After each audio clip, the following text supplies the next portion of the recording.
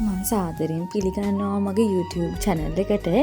ඉතින් අපි ගියා මේ ළඟදි දවසක හරි අස්සන ආස හිතෙන හරිම සීතල සුන්දර පරිසරයකට සුන්දර වටපිටාවකට මායි මගේ මහත්තයයි මගේ බබාලා දෙන්නයි ඒ ලැබුණු ලස්සන අත්දැකීම මං හරි ආසාවෙන් හිටියේ ඔයාලත් එක්ක බෙදා ගන්න.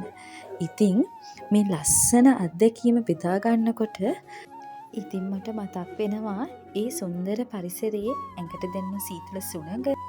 තව හිතෙනවා අපේ හිත කොච්චර පින් කරන්න ඇද්ද මේ වගේ ලස්සන දේවල් දකින්න අපේ ලංකාව තුල කියලා. හැබැයි මට දුක හිතෙනම කාරණයක් වුණේ මට වීඩියෝ කරගන්න නම් බැරි වුණා. පින්තූර පෙළක් විතරයි මම ගත්තේ. මොකද මම මගේ මහත්තයා මගේ බබාලා දෙන්න ඒ තරමට ඒ පරිසරයේ ආදරණීය ලෙස වින්දා. ලැබෙන පුංචිම වෙලාවක හරි අපි දෙන්න බලාගෙන ඉන්නේ අපි බබාලා දෙන්නත් එක්ක කොහේ හරි ඇවිදින්න යන්න සතුටින් ඉන්න. මොකද මේ ගෙවෙන සමහරක් දවස් අපිට නොලැබෙන්න පුළුවන්. බබාලා ලොකු වෙනකොට බොහෝ වෙලාවට කාලය නැති වෙන්න පුළුවන්.